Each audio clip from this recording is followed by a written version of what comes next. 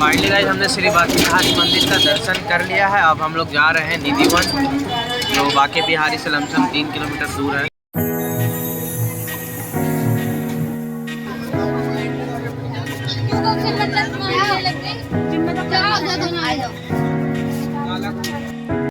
दिन में पेड़ पौधे बन जाते हैं। जौन व्यक्ति यहाँ पर रात को देखता है वो आंखों से अंधा हो जाता है, कानों से बहरा, मुंह से गूंगा हो जाता है, वो मर जाता है।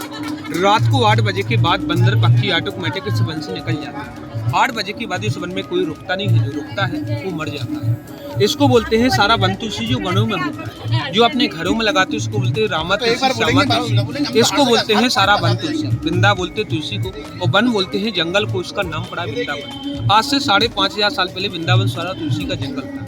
जो भी इसकी वन की नकड़ी गिरती है उसको फेंकते नहीं है, जगह जगह गड्ढे बने हुए हैं। एक गड्ढों में सारी नकड़ियों को डाल देते हैं। पंडित जी आते हैं सुबह 4 बजे से 8 बजे तक, सारी वन की नकड़ी ले जाके जमुना जी में स्नान करा के ठाकुर जी के चरणों से लगा के आप लोगों को तुलसी के दाने दिए जाते हैं। कैसा भी मनोकामना हो, कोई काम बन रहा हो, कोई काम अधूरा हो, तो इस माला में से 5 दाने निकाल के शुक्ल पक्षी की रस्सी को लॉकेट या तौज में धारण करते हैं, गले में या हाथ में। जैसे भी मनोकामना मांग के जाते हो मन मंदिर वृंदावन भरी दाऊ जी के मंदिर से दाऊ जी महाराज भक्तों की 3 महीने में चमत्कार, 11 महीने में मनोकामना पूरी करते हैं। जिस जगह स्वयं भगवान ने 16,108 गोपियों की मनोकामना पूरी की थी, आज भी वो कल्प वृक्ष, उसी कल्प वृक्ष के नीचे आप भी मनोकामना मांग के जाना, जो आप लोगों की वहाँ से मनोकामनाएं पूरी होती है। बोलो राधा रानी की जय। ताली बजाओ, हंसी करो।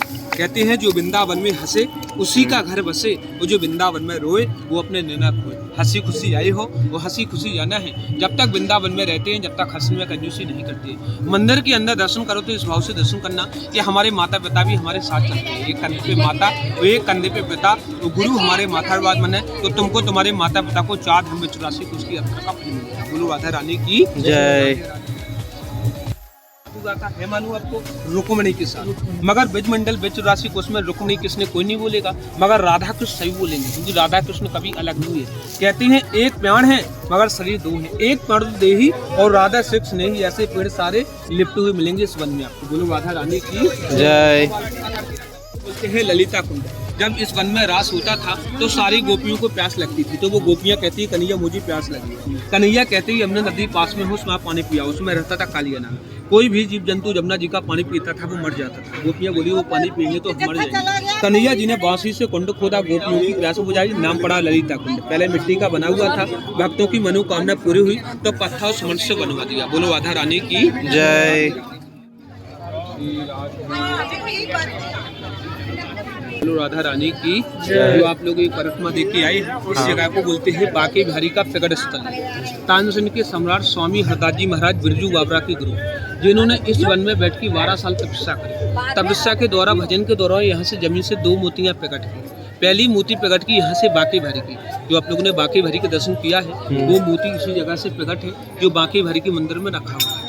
बांके बिहारी बोला जाता है श्री कृष्ण को। श्री कृष्ण कहाँ के राजा हुए हैं मालूम आपको? द्वारका, गुजरात चले गए थे। कन्हैया ब्रज में 84 कोष में 11,256। इसके बाद भगवान चले गए थे द्वारका। कन्हैया का मथुरा में जन्म हुआ था, गोकुल में कृष्ण का पालन हुआ था, वृंदावन धाम में भगवान ने लीला की। इसके बाद भगवान चले गए थे द्वारका। तो यहाँ से बांके बिहारी की मूर्ति प्रकट है, वो बांके बिहारी के मंदिर में रखी हुई है। जो दूसरी मूर्ति प्रकट है बांके बिहारी कृष्ण की बड़े भाई वृंदावन बिहारी दाऊ जी की, जो आप लोग घर में कथा भागवत में बोली जाती है वृंदावन बिहारी लाल की जय। तो दूसरी मूर्ति प्रकट है यहाँ से वृंदावन बिहारी दाऊ जी की, जिनको बोलते हैं बलराम, जो कृष्ण के बड़े भाई दाऊ जी महाराज थे। तो दूसरी मूर्ति दाऊ जी की प्रकट है, जो आपको दाऊ जी का मंदिर दर्शन कराएंगे बाहर। जो दाऊ जी का दर्शन करने से तुमको तुम्हारे माता पिता को 4 धाम 84 कोष की यात्रा का फल मिलता है, जिनके नाम से वृंदावन धाम सारा बसा हुआ है। जो आज उनकी कृपा से वृंदावन धाम में 5,500 मंदिर बने हुए हैं, अपने अपने माता पिता के नाम से बनवाए हैं। माता पिता के नाम से मंदिर क्यों बनवाते हैं? क्योंकि कलयुग में कोई बेटा बेटी अपने माता पिता को 4 धाम की तरह नहीं करवा सकता है। क्यों नहीं करवा सकता है? क्योंकि सुमन कुमार का श्राप लगा हुआ है। जब सुमन कुमार अपने माता पिता को 4 धाम की यात्रा करवा रहा था तो दशरथ जी हुए थे, दशरथ जी ने तीर मार दिया था। तो सुमन कुमार ने श्राप दिया था कि जैसे मैं अपने माता पिता को 4 धाम की यात्रा नहीं करवा पाया, ऐसी आने वाले कलयुग में कोई भक्त अपने माता पिता को 4 धाम की यात्रा नहीं करवा सकता। वही कलयुग में 88% पाप है, 12% धर्म है। कलयुग में माता है तो पिता नहीं है, पिता है तो माता नहीं है, माता पिता है तो पैसा नहीं है, पैसा है तो समय नहीं है, और समय है तो सुमन कुमार जैसा बेटा नहीं है जो अपने माता पिता को 4 धाम की यात्रा कर सके। तो कृष्ण भगवान ने अपनी बांसुरी से इसी जगह 4 धाम बुलाई थी, इसलिए उनको बोलते हैं 4 धाम की माता पिता का घर। जो नंद बाबा, जसोदा मैया, दाऊ जी महाराज, कन्हैया जी, पूरे परिवार का दर्शन मिलेगा। तो तुमको तुम्हारे माता पिता को 4 धाम 84 कोष की यात्रा का फल मिलेगा।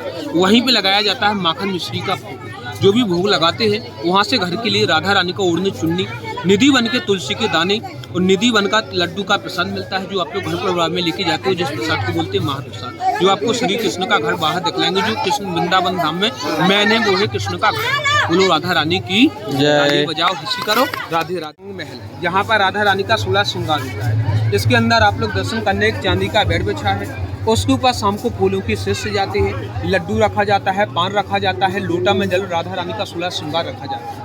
2 गेट हैं, 7 ताले इस मंदिर में लगाई जाती है। जब सुबह ताले खोले जाते हैं तो लड्डू खवाऊगा, पान चबाऊगा, लोटा का जल गायब और राधा रानी का श्रृंगार बिखराऊगा। ये सारा प्रसाद दाऊ जी के मंदिर से आता है, वहाँ से लाते यहाँ पर रखते हैं। यूज होने के बाद वहीं पर चला जाता है। यहाँ का लड्डू का प्रसाद राधा रानी का ओढ़नी चुन्नी तुलसी के दाने आपको वहाँ से मिलते हैं प्रसाद के रूप में। बोलो राधा रानी की जय। ताली बजाओ हंसी करो।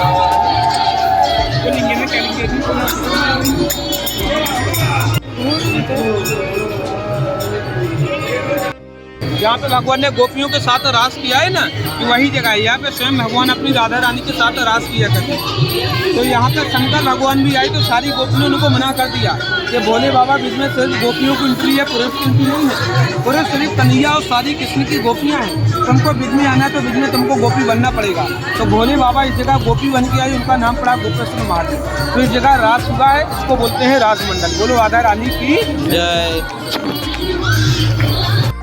बंसी चोरी राधा रानी। कन्हैया जी ने वृंदावन धाम में माखन की चोरी की, तो राधा रानी ने वृंदावन धाम में बंसी की चोरी की। एक किसकी नगरी बोलती है मालूम आपको? आज भी जब वृंदावन में प्रवेश करते हैं तो बहुत बड़ा बोर्ड लगा है, उसमें लिखा हुआ लुटेरी नगरी में आपका हार्दिक स्वागत है। तो इसको बोलते हैं लुटेरी की नगरी।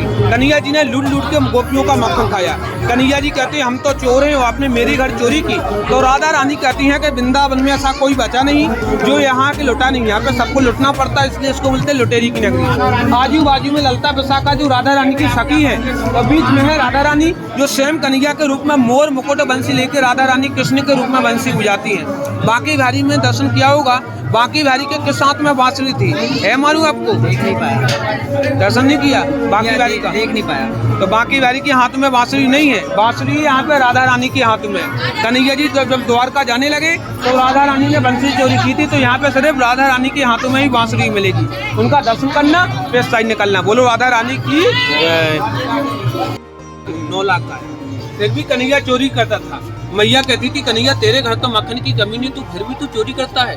तो मैया से कन्हैया क्या कहती है कि हम तो खा लेते हैं, मगर हमारे जितने भी ग्वाल बाल भूखे रहते हैं हम उन्हीं के लिए चोरी करते हैं। कि विश्वासी सदा एहे मेरे जीवन प्राण इन्हें तनक न बिसारियो, तुम्हें नंद बाबा किया। तो कन्हैया जी ने अपने नहीं चोरी की, पहले ग्वाल बालों को खिलाया और बाद में स्वयं खाया, इसलिए इनका नाम पड़ा माखन। ये कन्हैया का रासलीला का, कन्हैया जी ने रासलीला की ना, एक एक कृष्ण एक एक राधा और 16,000 स्वर गोपियों की कन्हैया जी ने वृंदावन धाम में मनोकामनाएं पूरी। तो हर गोपी के साथ भगवान ने इस वन में रास करते हैं। बोलो राधा रानी की। अब आगे चलेगी राधे राधे।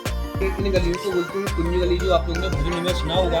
दान गली, मान गली, मटकी पूरी माखन। तो इन गलियों को कुंज गली बोलते हैं। इन गलियों में सिर्फ राधे श्याम राधे श्याम राधे श्याम बोलती जाती है। ये मीराबाई भजन आश्रम है, जिनका पति नहीं है, बेटा नहीं है, बेटी नहीं है, जो आप लोग इस मंदिर में भोग लगाते हैं उनका पालन इसी मंदिर से चलता है। ये उन्हीं भक्तों के नाम है जो भक्त अपने माता पिता को शरीर से वास नहीं करा पाते हैं, वो भक्त अपने माता पिता को नाम से वास कराती है। कि चलेंगे वृंदावन धाम, करेंगे पूज्य माता पिता का नाम, वृंदावन में नाम लिखावे, जन्म जन्म को दुख ना पावे, अंत काल वैकुंठ को जावे। हमारे माता पिता आशा करें कि हमारा बेटा सुपात्र हो जो तीरथ में नाम करावे, और जिन माता के बेटा कुपात्र होते हैं वो कोर्ट कचहरी में नाम कराती हैं। कृष्ण के समय की आज भी 5 चीजें हैं 84 कोष में। पहला है गोवर्धन पर्वत, दूसरा है निधि वन, तीसरा है कदम का पेड़, चौथा है कल्प वृक्ष जो इसके अंदर दिखलाएंगे, 5वां है यमुना नदी जो कृष्ण के साक्षी, जो कृष्ण के समय की। राधे श्याम राधे श्याम बोलती है, राधे श्याम राधे श्याम राधे श्याम। धन्यवाद। गोकारू झारखंड, हर देश हर प्रांत। ये नीचे से यमुना जी का जल आते हुए और हम ये छीट के जाएंगे मंदिर के अंदर प्रवेश करेंगे। जिन्हें बंसी बुझाई कहते हैं, वृंदावन सो वन नहीं और नंद गाँव सो गाँव और बंसी वट सो वट नहीं और कृष्ण नाम सो नाम। इस पेड़ पे कन्हैया जी ने बंसी बुझाई, इसका नाम पड़ा बंसी वट का। इसके जस्ट पीछे है यमुना नदी, जहाँ पे भगवान ने 5 वर्ष की आयु में कालिया नाम को नाथ के विश्राम किया। तो मंदिर के अंदर दर्शन करते हैं, बैठ के दर्शन होता है, खड़े होकर दर्शन नहीं किया जाता। इस मंदिर से 4 धाम की यात्रा प्रारंभ होती है, जो हिंदू धर्म की 4 तीर्थ है। आप लोग गए हो कभी 4 धाम की यात्रा करने के लिए, या कभी जाओ या कभी जाने का सौभाग्य मिले, तो पहला है हिंदू धर्म का जगन्नाथपुरी उड़ीसा पर। कभी भी जाओ तो वहाँ पे जाते हैं, भगवान को कड़ी चावल का भोग लगता है। कहते हैं जगन्नाथ का भात और जगत पसारे हाथ। वहाँ से नारियल का छड़ी लाते हैं निशानी के तौर पर। छड़ी लाओगे तो जगन्नाथपुरी की यात्रा कंप्लीट मानी जाती है। छड़ी क्यों लाते हैं? कहते हैं गुरु के बिन ज्ञान नहीं, सिंधु के बिन स्वाग नहीं और साक्षी के बिन तीर्थ नहीं होता। कभी भी आप लोग बद्रीनाथ अमरनाथ जाओ, उत्तराखंड में 1.25 लाख पहाड़ी चढ़ना पड़ता है। वहाँ पे कच्चे चने की दाल का भोग लगता है, वहाँ से लाते हैं तांबे का चूड़ी का। तीसरा है रामेश्वर साउथ में, वहाँ पे लगता है पंचेवा का भोग, वहाँ से लाते हैं मोर का भोग। और चौथा है द्वारका गुजरात, वहाँ पे लगता है ठौर मटी का भोग, वहाँ से लाते हैं गोपी तलाब को गोपी चंदन। 4 धाम जाओगे, 4 निशानी लाओगे तो 4 धाम यात्रा का फल है। मगर कलयुग में 4 धाम यात्रा नहीं करवा पाते, शरीर के भाव से, पैसा के भाव से। तो किसने भगवान ने अपनी बांसुरी से इसी जगह 4 धाम बुलाई थी। ये 4 धाम की माता पिता का घर उसी जगह से जब से मिलते हैं। कहते हैं एक पेड़ लागा वृंदावन, डाल गई जगन्नाथ, और फूल से फूली द्वारका, और फल लगा बद्रीनाथ। ये जड़ है। कहते हैं जड़ में पानी डालोगे तो पत्ता पत्ता हरा हो जाएगा, और पत्ते पे पानी डालोगे तो जड़ हरा नहीं होगा। यहाँ पे लगाया जाता है बिहारी जी को माखन मिश्री का। कन्हैया जी ने क्या खाया? लूट लूट के माखन। तो यहाँ पे लगाया जाता है बिहारी जी को माखन मिश्री का। 3 भोग लगाए जाते हैं यहाँ पे विधि अनुसार। पहला लगता है खिचड़ी का भोग। जो खिचड़ी किसने खिलाई है मालूम आपको? सुदामा ने। जो सुदामा के घर कुछ भी नहीं था, 4 गाँव से 4 मुट्ठी चावल लेके गया था। बचपन में 2 मुट्ठी चना चुरा के खाए, तो भगवान ने अपने मित्र को नहीं छोड़ा था, 12 साल के लिए दर्द बना दिया था। जब वही सुदामा इतना दर्द हो गया था कि उसके घर खाने के लिए अन्नी था, पहनने के लिए वस्त्र थे, तो सुदामा की पत्नी का क्या नाम था? सुशीला। वही सुशीला ने कहा तुम्हारा मित्र द्वारका का राजा है और तुम्हारे घर खाने के लिए अन्न नहीं है, कुछ कृष्ण से मांगने के लिए जाओ। तो सुदामा बोला जा तो रहे हैं, मगर 3 द्वार कैसे होते कि कभी खाली नहीं जाती है। भगवान के द्वार, गुरु के द्वार और बेटी के द्वार, अपनी क्षमता। फाइनली दोस्तों अब हम वृंदावन से आ चुके हैं और अब हम जा रहे हैं अपने घर की ओर। अगर आपको वीडियो पसंद आया तो प्लीज़ लाइक करें, शेयर करें, फॉलो करें भाई। जय श्री महाकाल दोस्तों, जय श्री राधे राधे। मिलते हैं अब नए ब्लॉग में।